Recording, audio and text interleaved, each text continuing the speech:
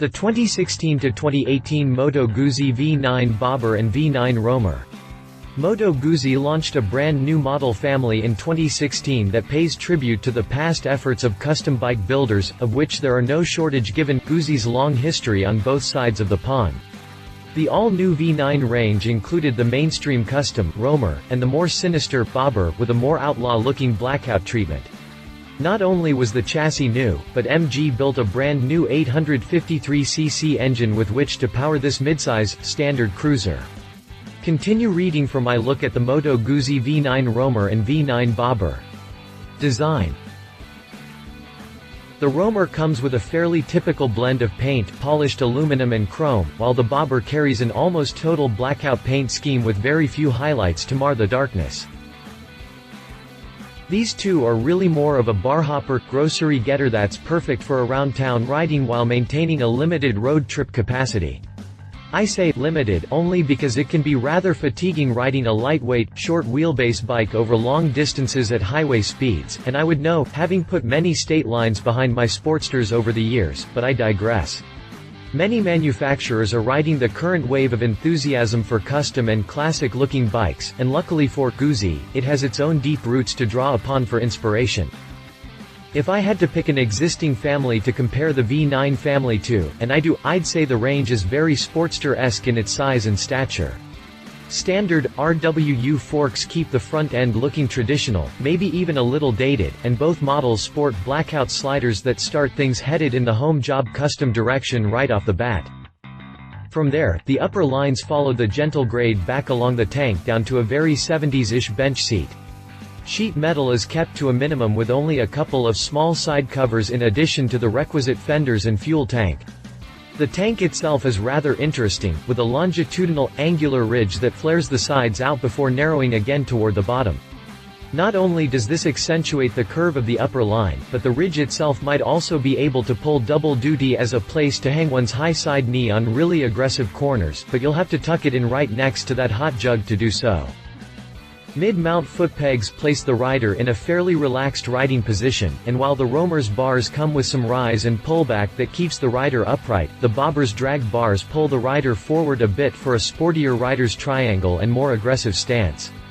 As far as the finish goes, the Roamer comes with a fairly typical blend of paint, polished aluminum and chrome, while the Bobber carries an almost total blackout paint scheme with very few highlights to mar the darkness. Chassis.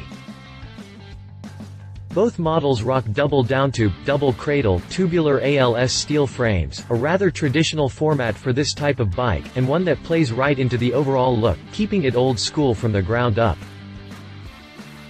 Guzzi started out on a double downtube, double cradle, tubular ALS steel frame, a rather traditional format for this type of bike, and one that plays right into the overall look, keeping it old school from the ground up.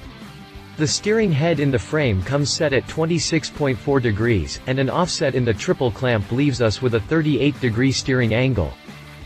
A set of 40mm forks float the front end on 5.1 inches of travel with fixed preload and damping values, and a pair of coil-over rear shocks on the yoke-style cast aluminum swingarm provide 3.8 inches of wheel travel with the usual spring preload adjustment so you can compensate for changing passenger and cargo loads. Both of the V9 siblings run on cast aluminum rims, but while the Roamer runs a 190/-19 front and 150/80/-16 rear setup, the Bobber runs a fat, custom-looking 130/90/-16 and 150/80/-16 set of hoops and rims. This difference in size is what causes the discrepancy in the trail figures, 4.92 inches for the Roamer, and 4.57 inches on the Bobber, but both still fall within the typical range for this style of bike. The wheelbase is a bit different as well, with the Roamer at 57.3 inches long and the Bobber a bit bigger at 58.2 inches long. A 4-bore, opposed piston Brembo caliper pinches the 320mm front disc, and a 2-pot opposed caliper binds the 260mm rear disc, all with ABS as part of the standard equipment package. Drivetrain. The new engine, despite what I'd heard very early on, is not just a bored and stroked V7 mil.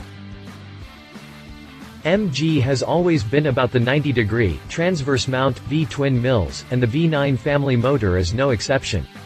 This brand new engine comes with a number of improvements meant to minimize power losses in the system, starting with a new crankcase vent in the alternator cover that vents blow-by gases and reduces pumping losses in the crankcase, and a low-volume oil pump that consumes less power than previous models. Air and oil cooled, the engine comes with piston cooling jets that squirt oil up under the pistons to help keep the crown cool, and an oil radiator betwixt the downtubes cools the lifeblood for an extra layer of protection. Over square, the 84mm bore and 77mm stroke plus combustion chambers ×2 adds up to a total of 853 cc with a compression ratio of 10.5 to 1. Twin valve heads draw from the Marelli Mu fuel injection system with onboard traction control, and exhaust through a 2x2 stainless steel system with a 3-way catalytic converter and twin lambda probes for Euro 4 emissions compliance. This gives us 45.7 pounds of grunt at a low 3,000 revolutions per minute, and 55 horses at 6,250 revolutions per minute, which is plenty of power for some fun on one of these 438-pound wet bikes. A helical gear primary drive conveys power from the engine to the 170mm single-disc dry clutch and 6-speed transmixer, and as usual, a shaft-type final drive makes the connection to the rear wheel. Pricing. MSRP on the two hangs around $10,000, the Roamer a little under and the Bobber a little over. The Roamer rolls for $9,990 and comes in one of 3 glossy finish colors: Giallo Solaire, Yellow Sun, Bianco Classico, Classic White, or Rosso Rubino, Ruby Red. Coming in just a skosh higher is the Bobber at $10,490, and it comes in Nero Massiccio, Massive Black, or Grigio Sport, Sport Gray. All come with a checker graphic on the fenders and fuel tank for a nice splash of contrast. Competitors. The Iron 883 is less expensive, but you get a bit more for your money with the Roamer. Finding a competitor for one of these new Guzzi rides was a no-brainer. Sure, I could have scratched around and found a less obvious choice, but why bother? The Iron 883 is right in line with the Roamer in nearly every important category across the board, and they will likely appeal to the same sort of buyer within the US market, with the obvious exception of the die-hard Harley crowd, of course. Ever the pragmatists, HD built the Iron with very little embellishment, so it carries only the bare essentials in a straightforward, no-frills presentation. The Roamer is fairly bare as well, but the factory managed to give it a touch of grace and old world class the sporty lacks. It's amazing how much difference a little tank detail can add, isn't it? Gotta say I'm not a fan of the bench seat though. It's a little boring to look at, and exciting in a not good way when you romp on the throttle and discover there is nothing to keep the bike from driving right out from under you, and I don't care how tough you are, your butt cheeks can only grip the seat so hard. Bench seats like this do have a practical use though. Extra tall riders aren't locked into any particular position on the seat, and are free to ease back a little to make extra room for their gangling appendages. Beyond that, they both look like exactly what they are, mid-size standards in the Western sense of the word.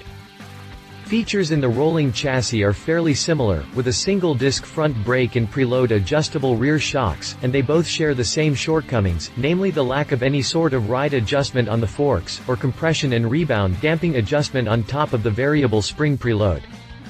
Given the relatively light weights that bracket the 500-pound mark, 438 pounds for the Roamer and 562 pounds for the Iron, the lack of dual front brakes is not really a cause for concern, though Harley is kind of pushing what I consider to be the safety envelope just a bit. HD takes a hit with the abs though, if you are into that sort of thing.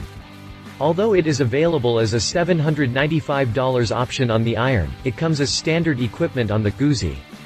Same thing with the security system, standard on the Roamer, but a $395 option on the Iron. Now for the power plants. The Sporty runs the 30-year-old, 883cc Evolution engine, and while this might seem a tad long in the tooth to still be relevant in today's market, I submit to you that the age just means Harley has had plenty of time to perfect it. MG built a nearly brand new, 853cc engine to drive the V9 family. I say nearly because only 90% of the engine components are in fact new, the remaining 10% are pre-existing parts, but the salient point is that this new mill is something of an unknown as yet, and it will take some time before we see how good it is over the long run. Meanwhile we are left with the power metrics to consider. MG does okay for itself with 45.7 pound-feet of torque at 3 grand, while HD manages to milk 53.8 pounds of grunt out of the Evo motor at 3,750 revolutions per minute. That's all good and fine for Harley as far as it goes. Unfortunately, that's all the further it goes. MG shows us some electronic love in the form of an integral traction control system, something Harley has yet to do, and as much as I kind of poo-poo ABS sometimes, I think traction control is a fabulous idea, and implore Harley yet again to get on that bandwagon. Now for the pricing, and bear in mind the cost of the Harley options that come standard with the Guzzi. The base model Roamer rolls for just a hair under $10K at $9,990, while the Iron 883 starts out at $8,999. Add the options that are inclusive with the Roamer, and the Iron ooches up over 10 grand. Harley maintains its position as the king of paint, with some very attractive finishes, but also maintains its reputation for being a little bit proud of said paint with a $9,449 sticker on the hard candy paint. Add options on top of that and you will wreck 12 grand. In short, the Iron is less expensive, but you get a bit more for your money with the Roamer. He said. I really kind of like the Bobber more than the Roamer, and although I'm not wild about the seat, there's always the aftermarket. I can see a solo seat with a tail tidy cleaning up the look quite nicely. This family does indeed make a nice alternative to the Sporty, or any of the similar Japanese offerings, and would make a suitable first bike trainer for someone looking to break into riding with plans to move to large displacement cruisers at some point. She said. My wife and fellow motorcycle rider, Alan Hinton, says the new engine, despite what I'd heard very early on, is not just a bored and stroked V7 mil. This new 853cc engine has redesigned heads and combustion chamber, among other things. This whole resurgence of the retro-styled bikes has folks looking at Guzzi again. I guess if you hold on to your own fashion long enough, it comes back into style. Specifications. References. Harley-Davidson Iron 883. See our review of the Harley-Davidson Iron 883. If you liked this video, please share your thoughts in the comments below and don't forget to hit the subscribe button.